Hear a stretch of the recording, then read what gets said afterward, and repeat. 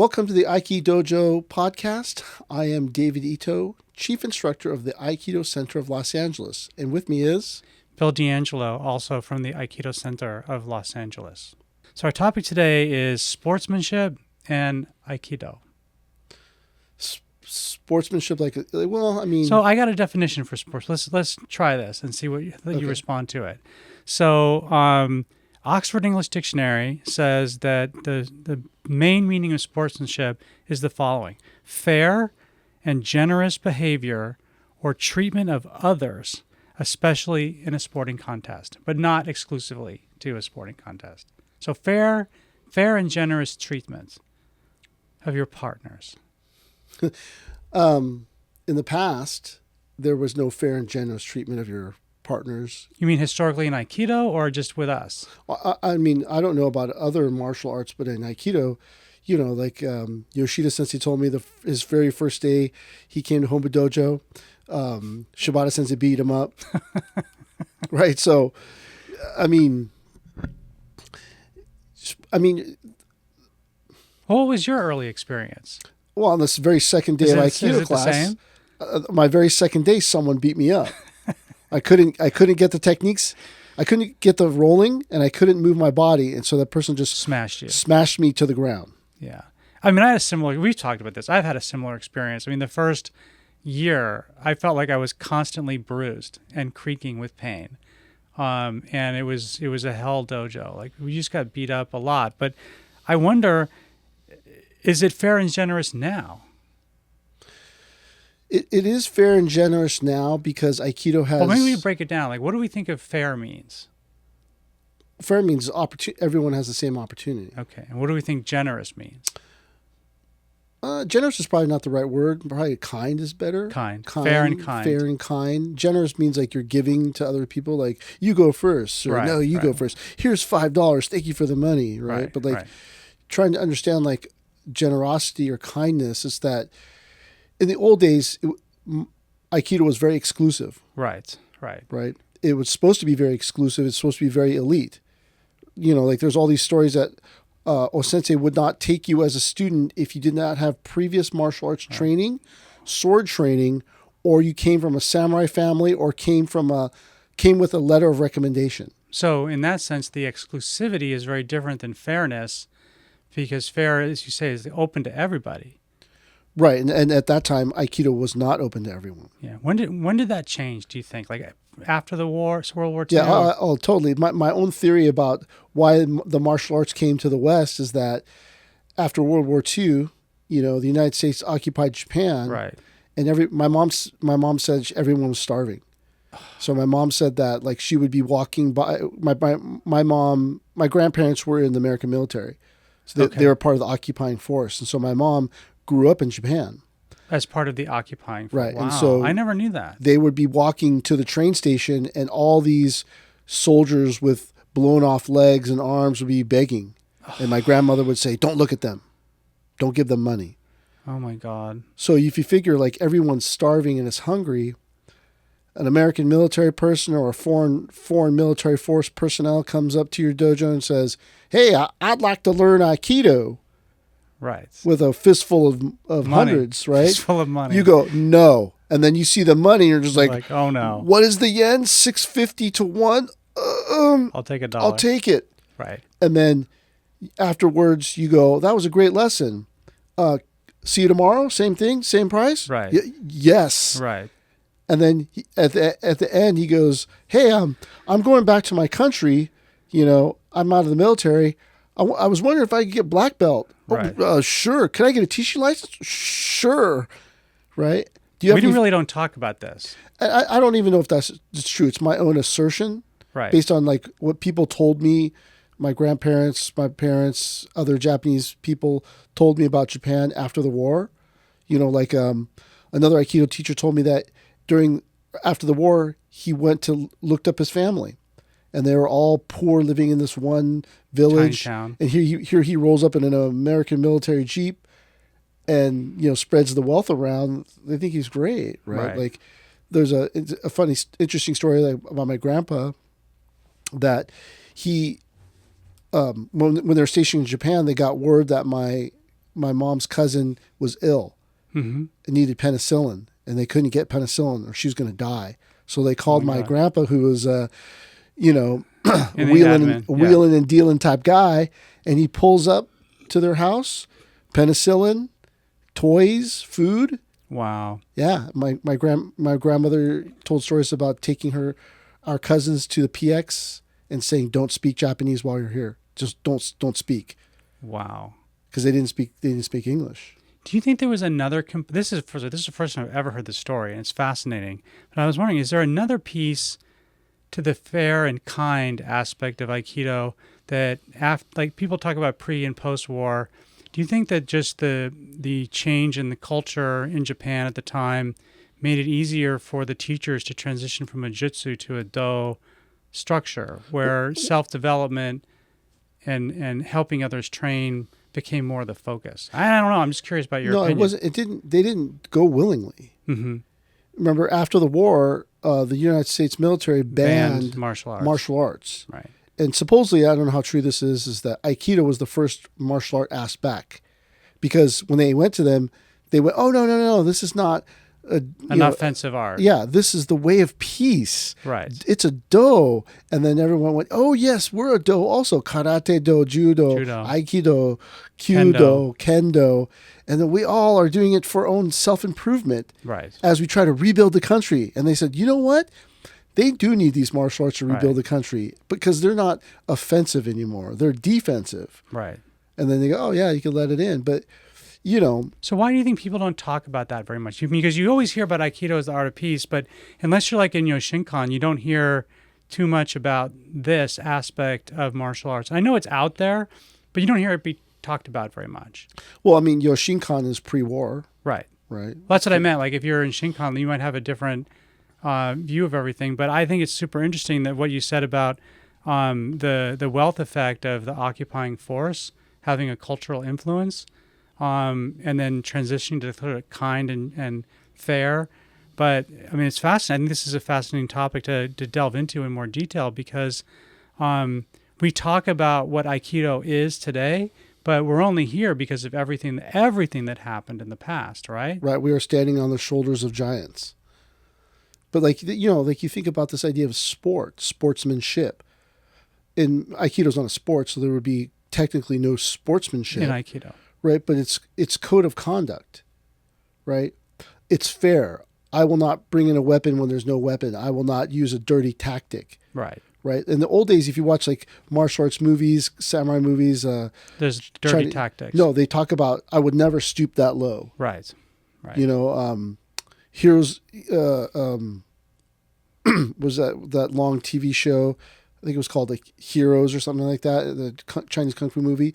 He was always like, they blamed him for poisoning someone. And he was like, I would never poison someone. Right. There's a code of conduct. Yeah. And he threw out one of the students because he learned how to throw a throwing knife to kill someone. And they go, "You're out." Right. So there's always like this code of conduct that you're supposed to live by. And, a lesser martial artist thinks that Bushido by Nitobe and was it the 7 rules of the samurai or something like that, honor, integrity, all that. Right. Those were all fabricated and created for the like mass media publication. Right. But like Aikido is not a sport, and so it must adhere to a code of conduct. Right. I mean, one of the things I was thinking when we were talking about doing this topic was how sportsmanship evolved in the West. I think a lot of it evolved out of like chivalry from the Middle Ages and the Renaissance, where high-level, knights, which would be equivalent to samurai, they had a very strict code of conduct, and eventually they started competition. But there was this inherent idea in the West about at the high level of Western martial arts of mutual respect. Like you'd want to fight the person who's the strongest, because that would also show your valor and glory, but also show your respect that like it's like you say, beneath you to fight to berate or maim less skillful opponents. Right. And I think that it's so fascinating how like in the West we developed this same code of conduct that was developed in the East. And maybe what it is rather than sportsmanship, I think of it as people started with war. Right. And the only thing that mattered was winning. But later, because in peaceful times after the big wars in Japan or the wars in the Middle East and in medieval times, like people needed to find a way to get along in a martial culture in a society that is functioning without war. Does that make sense? It does, but you have to think about like this idea of saluting. Saluting was to demonstrate that you have nothing in your hand. Right. Handshaking. Yeah. Right. If you watch all the pomp and circumstance of sumo is all the things showing that you have nothing, lifting up your leg to show that you have nothing. You have nothing. So it's all courtesy. Yeah, to show that you have nothing, to level the playing field. Right. Right. But the thing is that leveling the playing field is a certain level of cheat. What do you mean by that? So you think about what was the biggest problem in the Vietnam War? I'm not sure. Your guerrilla warfare. Guerrilla warfare. It's very hard to fight back because they're using unconventional methods. It's guerrilla. No uniforms. Hiding, camouflage. Right. And if you look at the way battles were set up in the past, you have your regiment. You're set up. You line up. They fire. You fire. They fire. You fire. Right. And then when you're out of bullets, you charge. Right. Right. That's the standard code of conduct. Right. But then in the old days, it's really about who can win. Right. So then, samurai aren't supposed to use poison. They're not supposed to throw their swords. There's all these things that they're not supposed to do, but that is done to level the playing field because you don't want someone to do something that you're not going to be ready for. So you say, no, you and I will face off. You won't use any other types of tactics but this. Right. How do you think that's translated for us today, like at our school? Well, I mean, it's you have a code of conduct, right? Mm-hmm. There's nobody rabbit punching someone, cheap shotting them, poking them in the eye, right. Those things, because the thing is that martial technique is supposed to go hand in hand with character, right? So you have character, so then you don't beat up someone of lesser ability. You don't challenge people of lesser ability. So is character like the highest value in a sense in martial arts, whether Western or Eastern? Well, yeah, because remember it transitioned from jutsu to do, so you have to. There's a component of self-development, right? That kendo is used to develop yourself to become a better businessman and be more successful, right? Or a better person in society. It doesn't even have to be business, right? It could be. Well, I mean, in Japan, it's about business, right? Because I remember when I was like in high school, there was Japan was doing really well. I mean, they're doing really well now, but they were threatening to dominate the world and take over America's first slot. And I remember it was my first exposure to the Book of Five Rings by Musashi, and they were like, "Oh yeah, every Japanese business person reads this strategy book." And I think I read it like sophomore, junior year in high school, and I was blown away. But it's interesting, like you say, it's business, because I think there was a time where Japanese business was very aggressive globally, and they still are, but I think it was just different like 20, 30 years ago. And there was a martial component to it. It's interesting. Yeah, I mean, it's strategy and tactic, right? You they bring you to the table, the Japanese person comes to the table and they have an interpreter, but the person can speak English, perfectly speak English, so that they can try to get the advantage. Right. And rarely does the Western side have the same linguistic advantage. Right, because they're not that clever or conniving enough to bring in a Caucasian person who's fluent in Japanese to sit there and then go back and go, yeah, but they really said this. They were talking about this while in between. So do you think that if we're talking about sportsmanship, that Do incorporates this idea of fair and kind behavior to our practice? Because one of the things I'm thinking about in the sportsmanship context, like take it out of chivalry where you had like jousting and they had like controlled violence. Or maybe it's similar. Like we have controlled violence in Aikido or Judo or Kendo. But as you say, you're never supposed to take advantage of someone lesser rank or lesser skill. That's pretty important, right? I mean, it is important, but they don't take advantage. They do take advantage of them sometimes off the mat. In what way? Like I went to this one dojo and all the white belts cleaned and the black belts did not. Oh, wow. Which would never happen at this school. I mean, I'm year of the dog, so everything has to be fair. Right. But if you go to these other places, there's a whole lot of stuff where there's this inequality. Right. So if you think about sportsmanship, it's about equity, equality. Right. Equality and inequality. Right. Inclusivity doesn't just mean people that are different.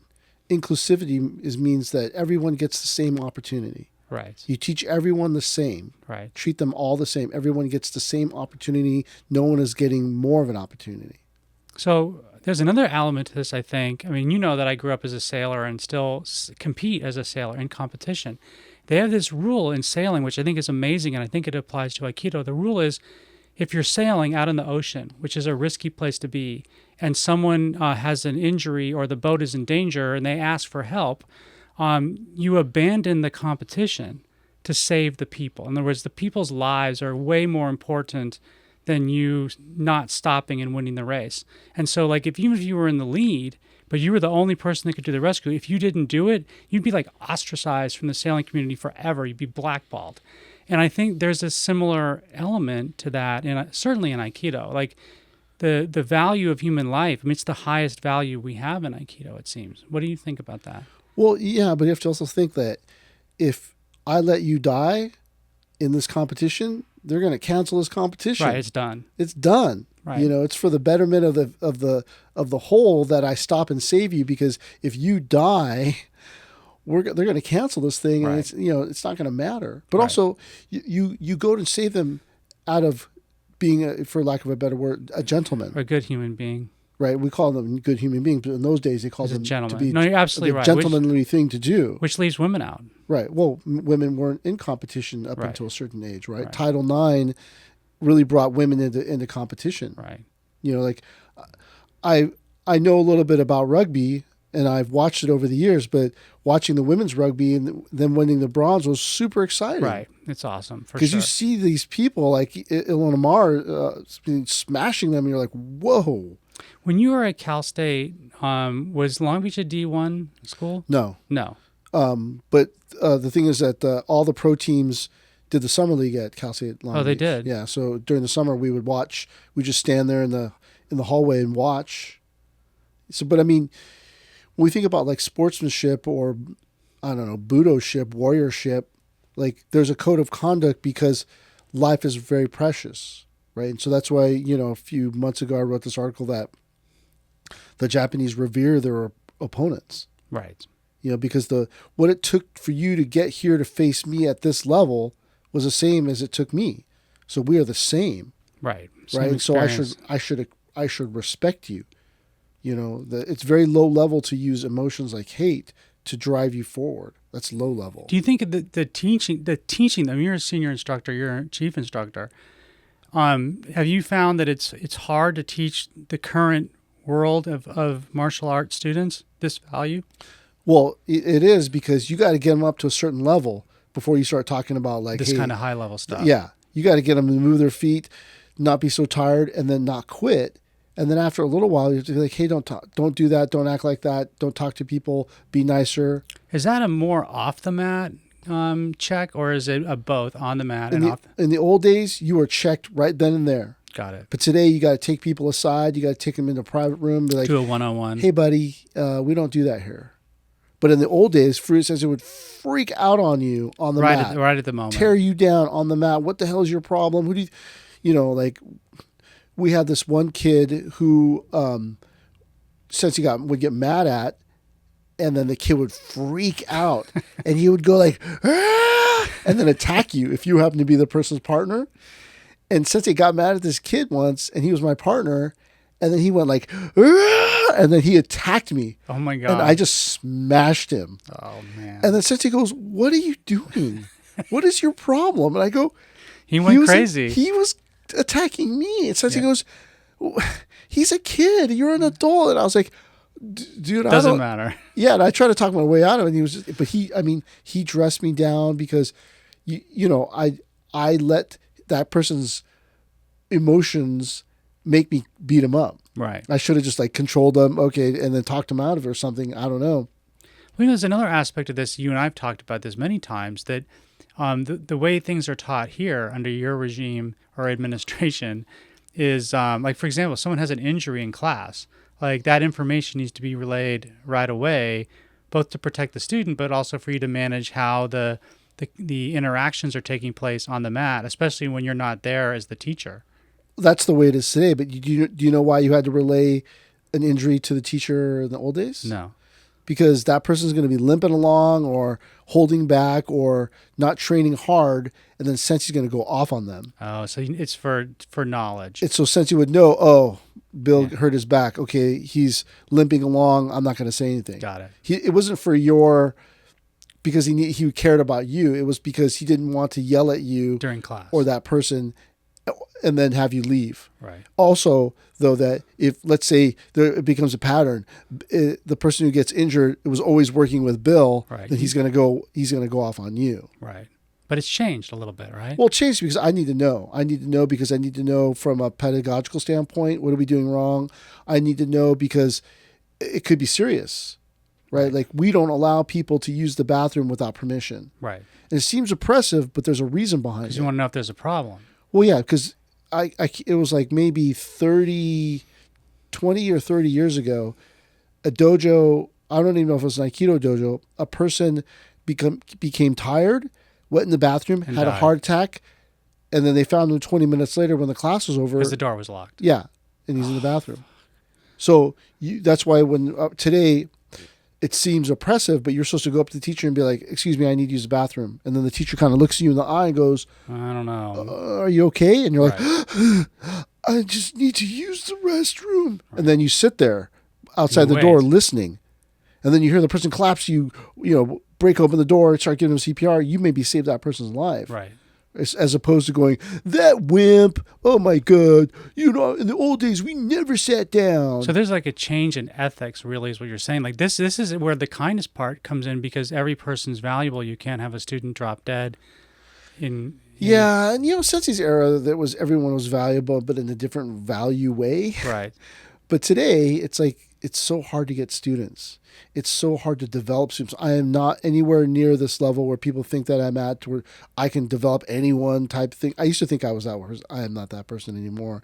Now I go, oh my God, it's really so hard to get through to people. It's so hard to get them to stay.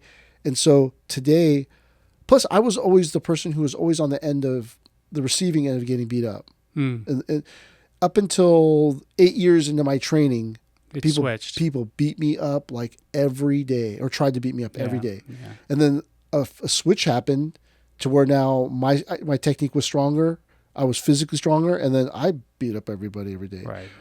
But because it happened to me, I don't like it. Like when I see people beating up on other people, resisting or being a jerk, for a while I would just go up and be like, "You want some of me? I'll be the one that trains with you." But now I just go up and I go, "Hey, come on, man.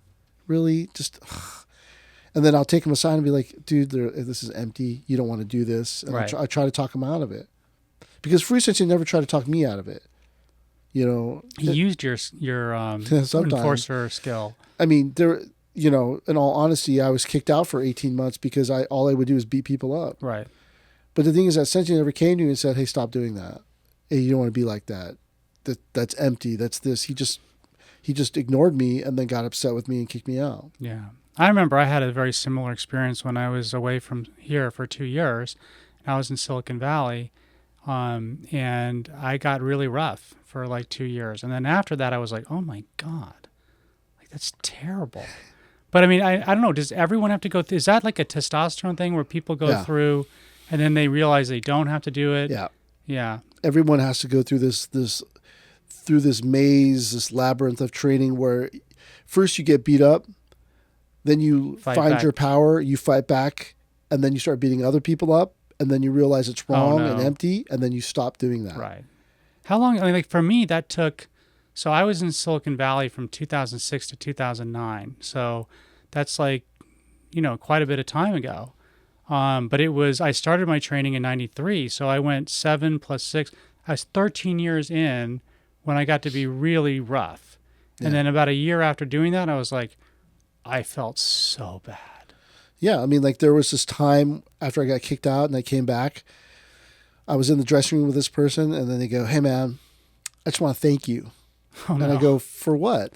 He goes, "You showed me what real Aikido is." And I was like, "I did?" And then the guy said, every time I train with you, I would go home and cry. Oh my God. And I was like, dude, no, I was in a bad place. I was wrong. No, man. You showed me what real Aikido is. I said, dude, I was wrong. Right. I was wrong. I am sorry. That should never have happened. That's inappropriate. No, it's good, man. You showed. And I was like, and then that same day, people would come up to me like, hey, since you've been gone, I've been holding the fort down for you. I've been tuning people up for you. And I was like, no, don't do that. Please stop. You guys, I was wrong. Stop. But that's the thing, is like to try to understand what is the code of conduct for a martial artist, right? Sportsmanship, we talk about fair play, following the rules. In Aikido, there's no competition, so there's no one to really enforce that but the teacher. But there are rules, and it is a controlled violence in scenario, right? There are rules because there's this, then that. You poke me, I'm going to poke you. Right. You punch me, I'm going to punch you. Right. And so, not to give anybody some elbow love in the technique because you don't want it back up to yourself. Right. And then also what I really encourage students today is to use their voices. Hey, please don't do that. I'm only willing to do this ukemi. I'm not ready for this. It's too much. Slow down, go faster. It's interesting that you say that because when you and I were coming up, I mean, you started a little bit, maybe 3 or 4 years before me, but talking was like, talking there was at all, zero. Like if Sensei saw one of us talking, you'd be just laid out on the spot. And then the fun thing about that is that you learned how to whisper and get your point across. Like, don't do that. Yeah. Make sure. Don't. But like today, they just But the reason why you don't want talking in the old days is because it's disruption. Right. And then everyone's trying to get into the flow. You're talking disrupts. You're breaking it down. Yeah. But today, I want people to use their voices because I want one of the things that you're trying to learn in Aikido is how to stand on your own 2 feet. Right. So you need to stand up for yourself. Yes. And then so if someone's going too hard, you need to say, I need you to slow down a little bit. Right. But the old days, you could never say that. Hey, Shibata Sensei, can you slow down a little bit? Because you're supposed to just gammon or persevere through it. But today, no, I want people to also use their voices. Because also that using your voice forces the teacher to be more appropriate. Right. So if you're the teacher who invites the girl upstairs and then the girl feels that she can't say no because her voice is never heard in the dojo, something could happen. Right. But if you're a person in the dojo where the dojo encourages you to use your voice and speak your mind, and then someone tries to take advantage of you, you're like, wait, what are you doing? No, I don't do that. So I have a question for you. So we were talking about like in the old days in the West, the idea would be you're a gentleman. In maybe in Japan that you're a proper samurai. Do you think that culture is changing? So obviously we're including women as part of this. So sportsman's maybe a better word for it. But one of the things I think about is that in Western martial arts or sports endeavors, the sportsmanship aspect is supposed to be pervasive. Like you can't just be a sportsman for the 60 minutes of the football game. You have to be a sportsman before. You have to be a sportsman after. Does Aikido have the same? It's supposed to, but that's that thing. Like in the old days, right? People really spent a lot of time guarding or safekeeping their gentlemanness of themselves. I'm a gentleman. I only fight this way. I'm a gentleman. I put my jacket down. It's like a class structure to that in a way. Yeah, right. And so you would spend all this time cultivating your gentlemanly behavior and then not wanting to let it go. Right. Right. And then so... Well, there's an aspect of that in Aikido. Well, there is, but there isn't. Right. And so you have these people, like in the old days, let's say the internet was around in the 90s, I would have commented negatively on your post. You would have called my teacher, reamed my teacher, and then your teacher would ream you. Right. But today it goes, hey man, I'm like, it's immediate. I'm 5th Q. Your Aikido sucks, even though you're 7th Dan Aikido teacher with 50 years of Aikido training. Right. In the old days, there was all these rules, like you could never talk to another person's student directly. Right, I remember. Other than saying like, where's your teacher at? Oh, he's right there. But you could never engage them because if you engage them, it was looked at as if you're trying to steal them. Right. And so the teachers understood this line, and so they would never engage another teacher's students directly for anything other than like official business. And we kind of have that rule for a while, right? Like you let people start to integrate, there's not massive like instruction changes. Yeah, but I'm also not that into impressing people, but like, I totally get it though. There was a teacher who's really good friends with one of my students. And I was like, oh, talking to the student by name, doing all this stuff. And I was kind of like, that's inappropriate. Right. But from the old way, it's inappropriate. In the new way, it's, hey, Tom, what's going on, buddy? Slapping him high five. Yeah, in the old days, you could never sit at the teacher's table unless you were the teacher's level or another teacher. Right. But today it's like, hey, I'm going to sit with you. Is that cool? And then I just go, sure. And then that person, tells me about Aikido, tells me what's up, tells me how, this, that, and the other thing. And I just go like, man, you've been doing Aikido like 4 weeks? And I just go, oh, sure. But they reveal themselves, right? And then today, the teacher doesn't ream the student. In the old days, the teacher reamed the student. Yeah. I have another question for you, because this has come up between the two of us. Because in the old days, I used to travel a lot, and I never wanted to miss a day of training. So Sensei's rule was always, if you travel and you're going to go to a dojo, especially if you're Udansha, you don't show up. You need an introduction, usually a letter of introduction. And I know that you've done that for me, a few years ago when I used to travel a lot. What is that all about? Well, see, the thing is that it's about dojo yabure, dojo storming. You attack the dojo. Right. You see, in the old days, if you were real strong, you just go to the dojo and beat everyone up. Right. And which is bad. And shame the teacher. Or in the old days also too, is that they would break your kaban, break your sign. Mm-hmm. So if they defeated you, they could break your sign, take you over, and take all the students for themselves. Right. Today it's a business, right? You go, man, this is an LLC, buddy. You can't be just taking my dojo. But in the old days, they could beat you, break the sign, and then all the students would have to come with you. Right. So there's more courtesy now, in a sense. Well, but the reason why you bring this letter of introduction is to show, I'm just in the area, on business.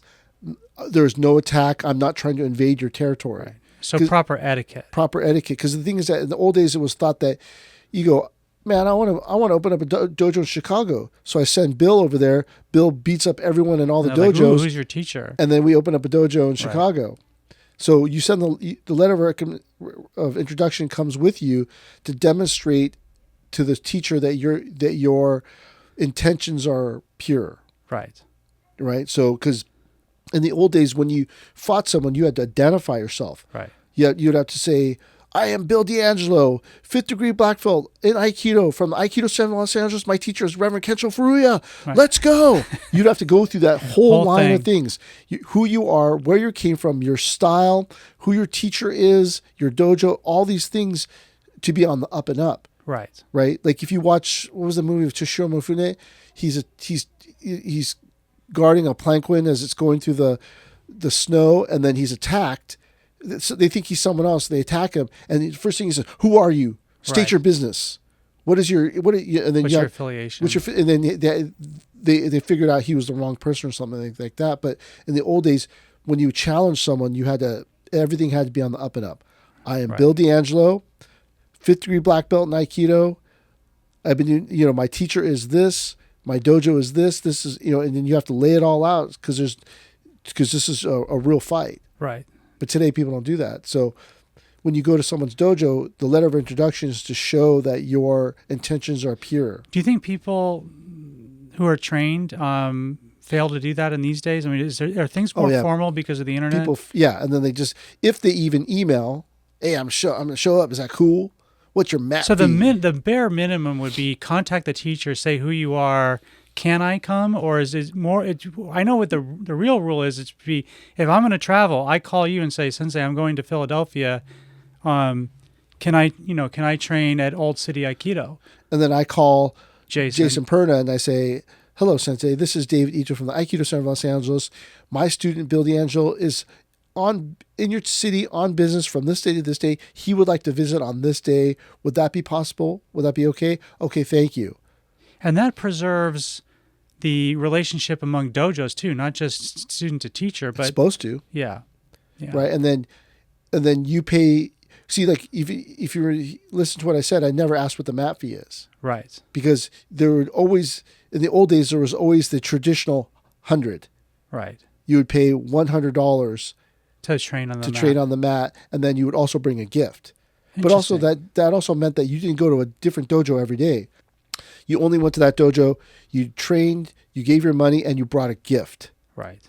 And then, you were on your best behavior the whole time you were there. Don't be a jerk on the mat. Yeah. But yeah, nowadays, this is the modern world. You could go do whatever you want, show up wherever you want, do whatever you want.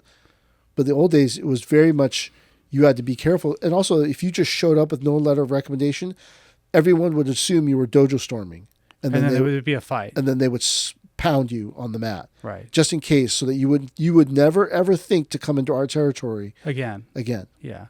It's so interesting, because I do think that, well, a little bit may have slowed down because of the pandemic, because people couldn't go anywhere, right?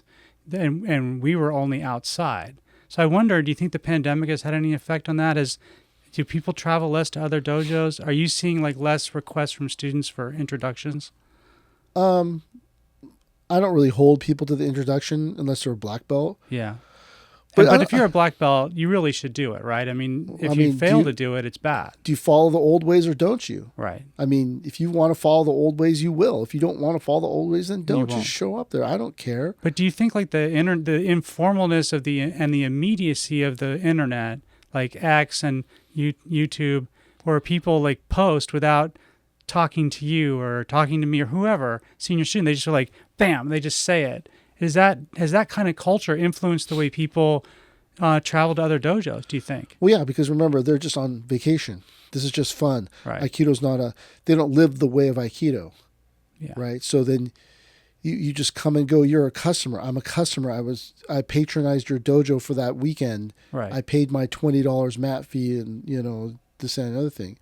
But keep going. But in the old days, it was about affiliations. Right. Strengthening or building affiliations and bonds. And so you had to go on a certain level to maintain that bond. So you brought a letter, you brought a gift, you donated money to the school.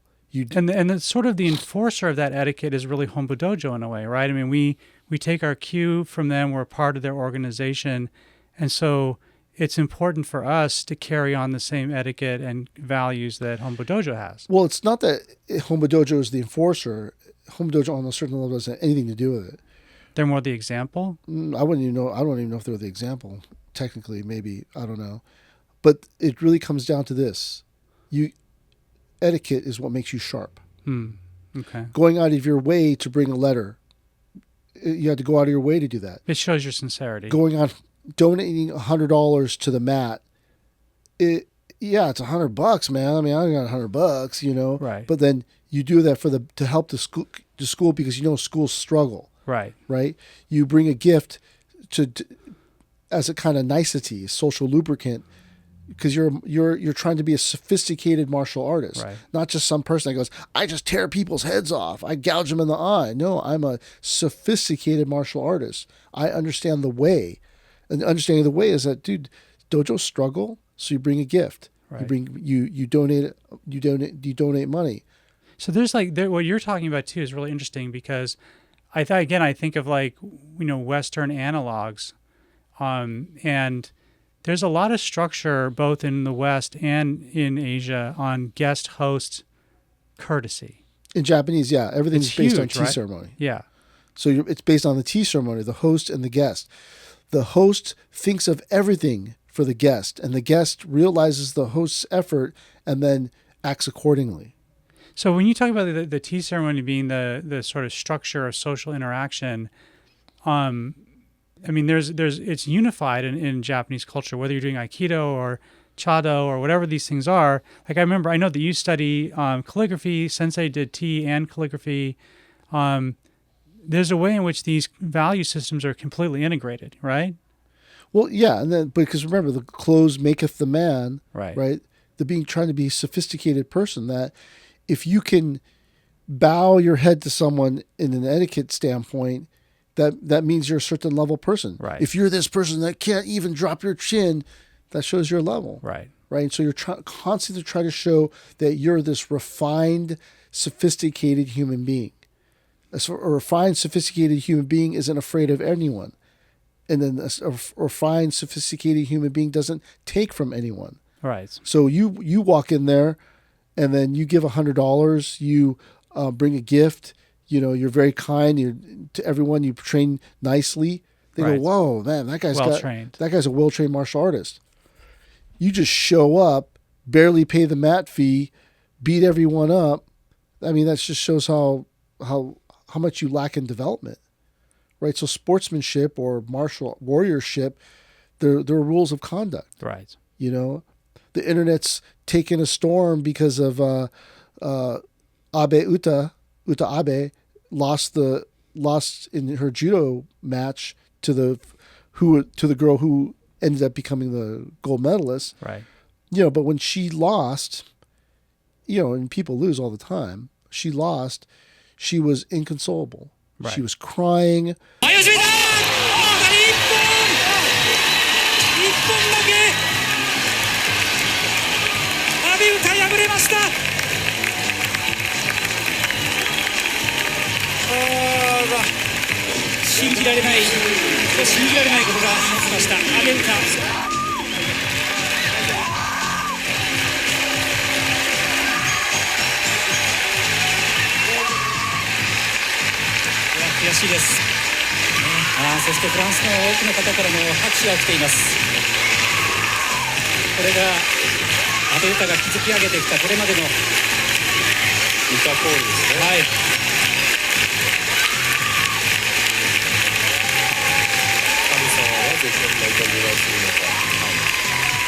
She wouldn't poor form. Yeah, she wouldn't leave the shiaijo. They had to coaxed her off, and then she was crying, and then she was crying so much she held up match play for 3 minutes, right? And then she was wailing, crying, and then they took her into the athletes area in the tent, and during the matches you could still hear her screaming, like as if someone killed her brother, her mother. Right. It's a fluke. It's a martial art. Things happen. You win, you lose. You win, you lose, you move on. Right. She could not move on. It's interesting you say that, because I think of there is a tradition both in Western chivalry and in Japanese samurai of a well-fought bout, even if it's to the death. If you lose, doesn't matter. In a sense, if you think of the Hagakure, this idea of a good death. The Greeks certainly had this. The Greeks were if you die in battle and you're 20 years old, it's not a matter to wail over. It's a matter to honor, because that person behaved in the proper manner. They fought hard, winning and losing. It's interesting. The ancient Greeks did not really care about winning or losing with respect to your character. And I think samurai culture, much of it has the very same point of view. Yeah, I mean, warriors share that common bond no matter what continent they're on, right? And win or lose. Win or lose, that you did your best and you lost.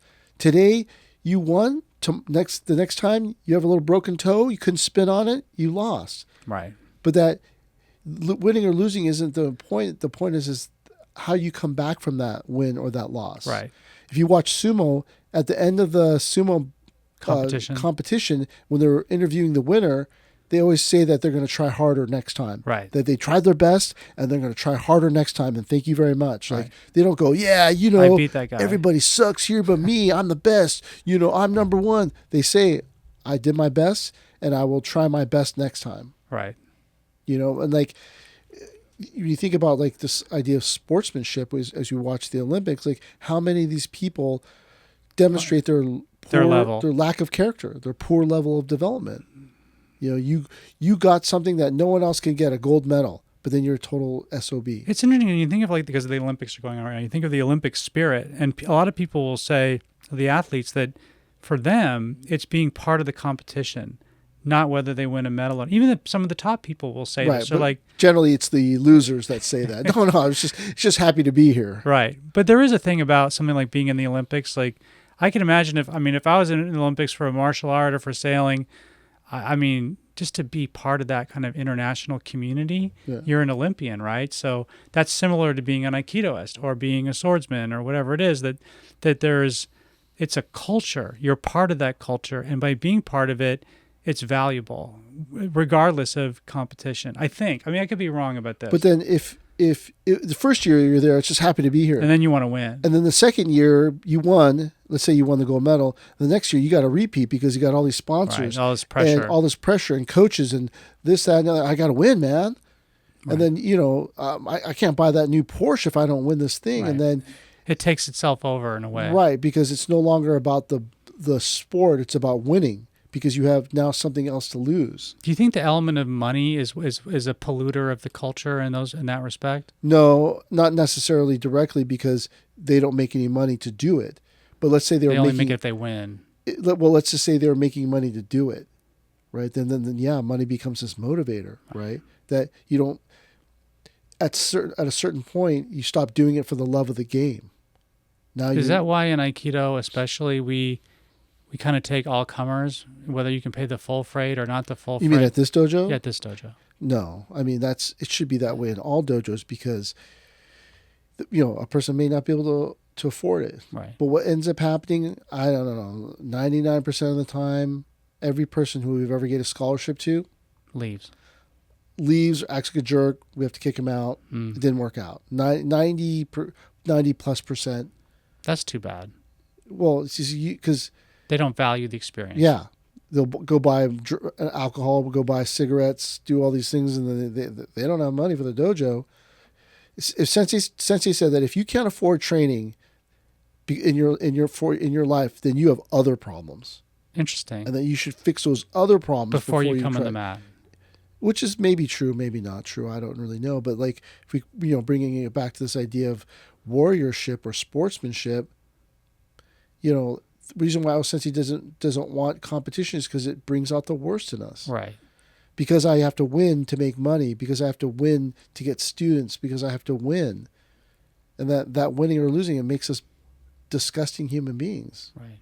It's our lowest value. Yeah, I mean, very few times do you meet a professional athlete and go, "Wow, what a great person." Right. You go, "Whoa, what a jerk." Right. You know, and so you that comes out of competition. Do you think that, especially us in this dojo, are we more or less successful on the warriorship front or sportsmanship front? Are we winning that battle? And I hate to use the word win or lose, but are we winning or losing the etiquette and culture battle? I don't know. Don't know. I think about it all the time. I try to make everybody understand why. Try to make everybody respect each other. You know, I try. And is that mostly off the mat, or do you sometimes during class, either at the beginning or the end, say, "Hey, you know, you got to do it this way because of this reason," or do you try to lead by example? Like, I mean, if we're talking about this for the benefit of other teachers, what's your sense on how you, as a technique, as a teacher, what do you think works? Well, for me, I mean, I'm year of the dog, right? So everything's about fairness. So again, if I see unfairness, or fair or unfairness, if I see everyone like shunning one person, I'll freak out. Right. And I'll be like, "What are you guys doing?" On the spot. Yeah. On the spot. If I see, like, I went to this one dojo in Cuba, and they have like no women on the mat, and then the adults would shun the children, and then I even saw like one man kick a kid in the butt because the kid was getting too close, and I was like, "What is that?" It's not appropriate. You know. And then because remember, it's supposed to be egalitarian. Right. Only those who put in the work get good. Period. Right. And so it has nothing to do with gender, age, none of that stuff. And so when I'd stop the class and then just got mad at them on it, yeah. You know, like, "What are you saying? Why did you do that? Look at this thing. Everyone has to work together." You know, they're like, "Oh, sorry." So I have a question about that, because I'm about to say I know what you do, but I'm curious to answer from you why. So I know that the two of the things that happened in our dojo, and I think you do make people think about fairness and equity all the time. But I mean, I can think of recent classes where you're like, the black belts should not only be practicing with the black belts. The men should not exclude the women. The adults should not exclude the children. And those three things, rank, sex, and age, seem to fit in a lot into how martial arts break down, and we have to build a culture around it. But I see you comment on that in class. I've seen you do that recently.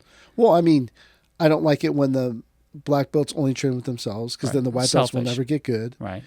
I don't like it when the men don't train with the women, because women more likely are going to need it more than a man. Right. So then they should be training with them.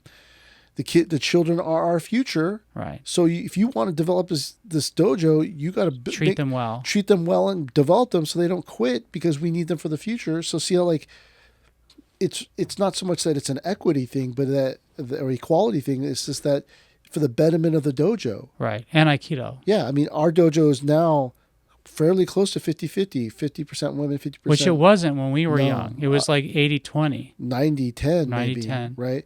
But that now that there's more women on the mat, they should be treated fairly. Right. So, I was talking to someone just the other day about when to wear hakama. Yeah, I know. Women. It used to be what, third cue? In the old days, for the beginning. In the old days, it was immediately. First rank gets first cue. You get. I mean, the first time you get promoted to fifth, sixth cue, your first cue rank, you wear hakama. I don't think they should or should not. I discourage people from doing that. And they talk about it being about modesty. Right. And then this person made a good point. If a person is on their time of the month, the hakama will hide that. Right. Which I get that too.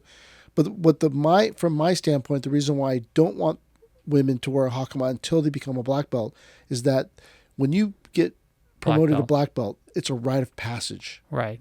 It's a cultural moment. Yeah. And getting that hakama and then struggling with it when you first get it, falling down. Part of that, you're robbing them. Right. You're robbing them of their rite of passage because, hey, toots, you got to be more modest, right? So that's the only reason why we don't. But if someone came to me and was, I want to wear it because of modesty, I'd be like, whatever, yeah, go ahead. I mean, I'm telling you though that there's a rite of passage that you're not going to have. Right. When you become a black belt. Also, keep going. But then in other dojos, like everyone wears it after first cue. And I mean, in the original dojo, right? I mean, everyone wore hakama. There was not original our dojo. No, the original like Sensei's dojo. Maybe I heard something like that. I don't really know. I know Saotome Sensei's group. You wear hakama right immediately. Away. Everyone wears a hakama right away. But you got to remember, wearing a hakama after the war was, if you expensive. Expensive, but if you look at all the videos, they're all high water, they got like really high hems and stuff. It's because no one had a hakama at that time. So they were borrowing. They were wearing Western clothes. And so they'd have to go borrow one, do it, so that some of those hakamas don't fit well because, of the economic situation. Yeah. Well, it's interesting. I do think that Aikido has developed a sportsmanship code of conduct without being in a sport, in a way, and it's to everyone's benefit. Right, but why is that? Why is that happening? Well, we talked about part of it was there was a cultural change in Japan, which later led the Aikido boom around the world by sending people out. But there was that different attitude. But why is there a code of conduct in Aikido? Well, part of it's because it's a controlled violent scenario, and you need to control the violence so people don't get hurt. Yeah, if we just said, okay, do whatever you do, and then I go, I just gouged out that person's eye. I just did this thing. I kicked him in the nuts, right? Right. Yeah, it's about, and the West has the same thing. I mean, whether it's jousting or fencing now in the Olympics, it's controlled martial situation. Then we have to do it in a way that people can learn and not be permanently injured. Yeah, but that's the thing. This is about violence, right? Right. If you do violence on me, I'm going to do violence on you. Yeah. So we control that with etiquette and conduct. And when we say treat people as if you want to be treated, right? And then so if you don't want someone stomping on your foot, if you don't want people poking you in the eye, then don't poke people in the eye. But I think that's like one of the biggest challenges, right? Because you are in a controlled, violent scenario where either side of the competition, either side of the encounter could seriously injure the other person. Yeah. And that's why I always tell you, if you change the ukemi, I can change the technique, and then you're going to get hurt. Right. So all martial arts are contrived, right? Because you already know the attack. So if I say I'm going to do this technique, that means you have to take this ukemi, right, and then I'm using your body to become better. But the moment you change that ukemi, then that green lights me to just do whatever I want to do, right? Yeah. So you have to.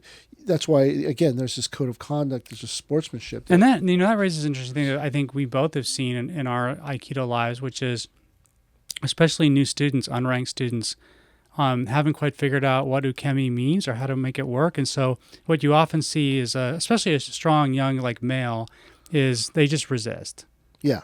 And then either they're with a high-ranked person who's like, okay, that's fine, or you get someone who's a little bit more in the testosterone mode, and now it's on the mat, right? I mean, that happened. It still happens. It happens every once in a while. Yeah.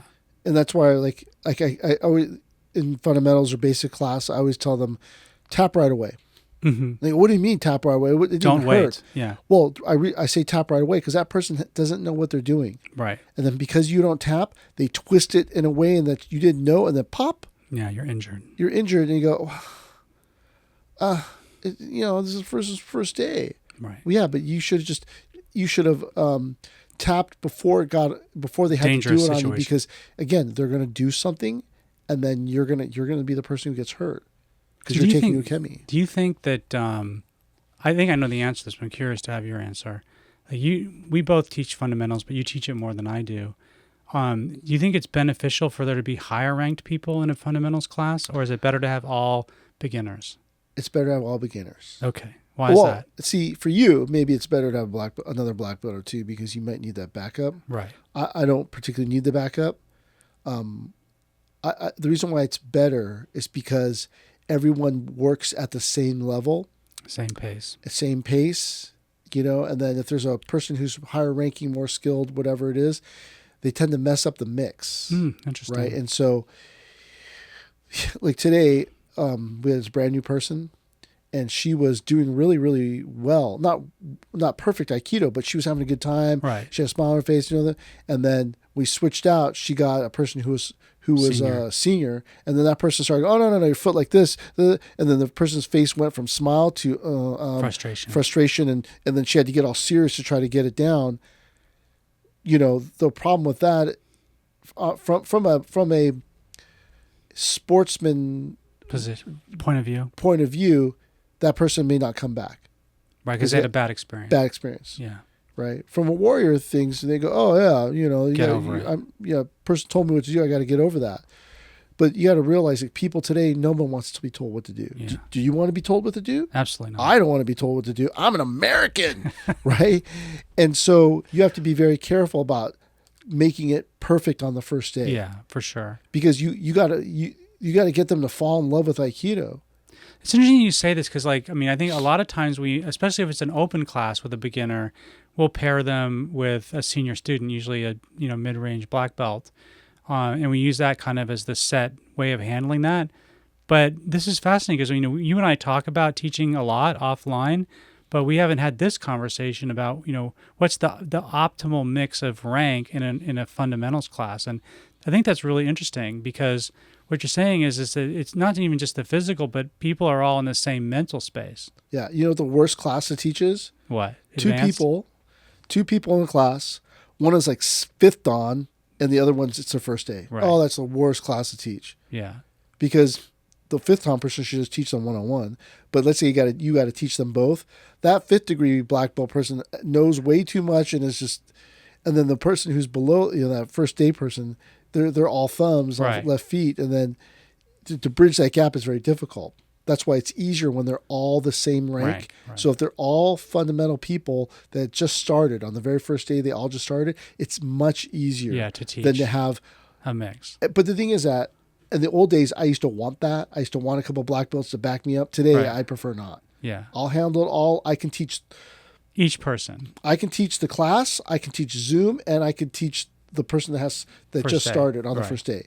Most people can't do that. They can't break up their pedagogy into three different elements. It's a lot to do, though. And then you got to constantly be watching, the screen and everything, looking out of the corner of your eye to see what other people are doing. Hey, whoa, and then that's why the techniques have to be modified so that everyone kind of moves forward at the same pace. Right, and that's like the fair and equitable concept in action. Well, yeah, because again, the inclusivity means that everyone has the opportunity to be successful, right? And that, sportsmanship, they're just rules if you look at a lot of the rules are slanted in a certain type of person's favor, right? So that certain type of person can game the system.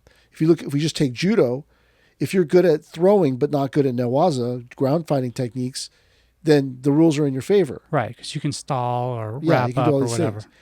If you're good at newaza, the rules are not in your favor. Right. Right. Because they don't let you stay on the ground more than like 30 seconds without a technique. Right. And so like the reason why BJJ people tend to beat all these other martial arts people is because when you go into the altercation with them, it's on their rules, their terms. I say, if a BJJ person says, I want to fight you, I go, hold on a second. I smash all these bottles and put them on the ground. I go, let's do this.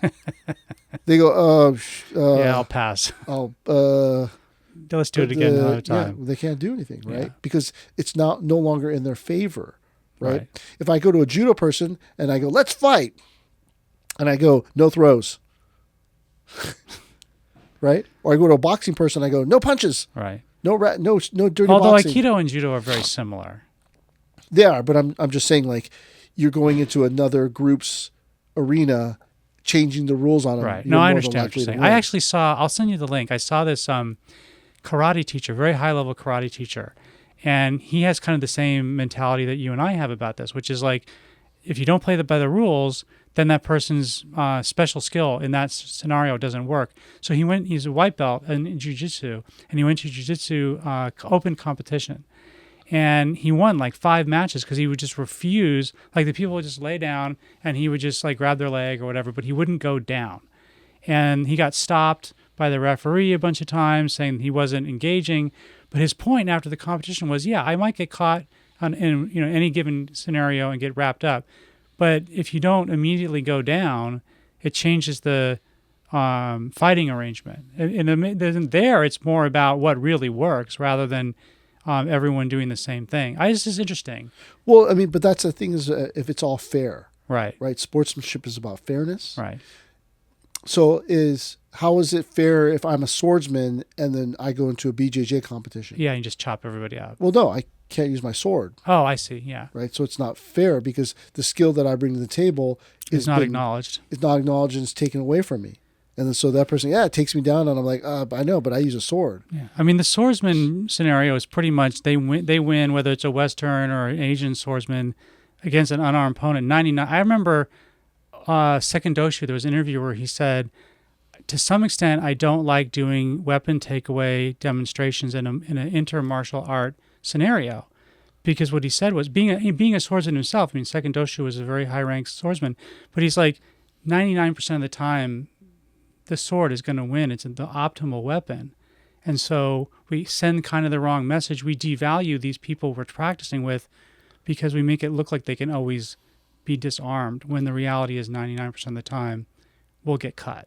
Yeah, and then that's the thing is that if you were a swordsman and you and I were going to fight and I go, okay, meet me here at this time, and then you meet me there and it's just like really low-ceilinged, not wide thing, there's a chance that you might not be able to use your sword, right? Or you're a spearman, and then I tell you, meet me in this place that's really narrow space. Right. You can no longer move your spear, but like, and Musashi had rules for that, right? I mean, he played and made the environments work for him. They weren't always about contained spaces, but he either showed up late or he reconned. And I don't know that. I mean, that's mythological. Well, some of it's from Eiji Yoshikawa's book Musashi that he would do some of that stuff. The Yoshiokas, no one could even find who they really were. Yeah, and all these things, and then all these the places that he fought at, they looked at the registries and his name's not in there. So interesting. But the whole point, I mean, this idea that if you want to win, you have to learn to exploit the rules. Situation, yeah. Right, like we talked about Georges St. Pierre. In his UFC, he realized that if he could stay on top and wrestle on the ground and be in the dominant position, he could win. Right. So he gamed the system. Yeah, and he is a very smart fighter. Yeah. That's why today he doesn't slur his R's or, that we know of. But that's the thing is that like trying to understand this idea of what does it mean for someone to be a sportsman and for them to act with sportsmanship, right? That, you don't beat up on people lesser than you. You don't. And that may be one of the most important rules, right? I mean, as we're getting ready to wrap up, I mean, that this idea that you don't take advantage of people, I mean, that is infused through the entire character of a martial artist, whether it's judo, aikido, kendo.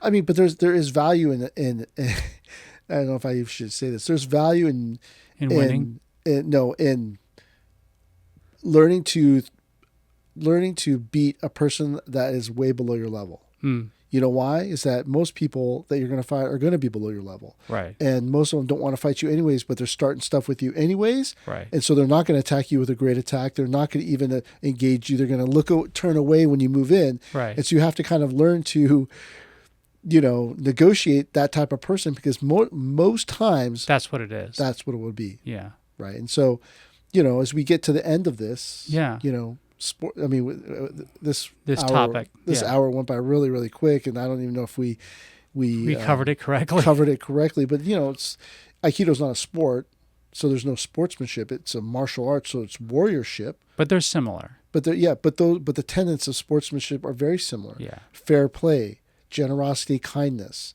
Yeah. Right.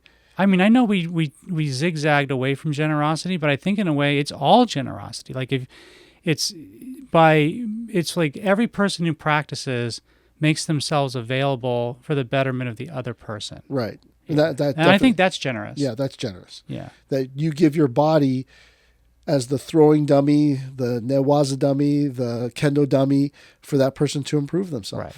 Right. And that it's fair and equitable, because you take my ukemi, I take your ukemi. Right. You throw me down, I throw you down. Yeah. I strike you men in the head, you strike me. Men in the head. But that's where the thing is, that everything has to be fair, because at some point you don't want someone to start taking advantage of you. Right.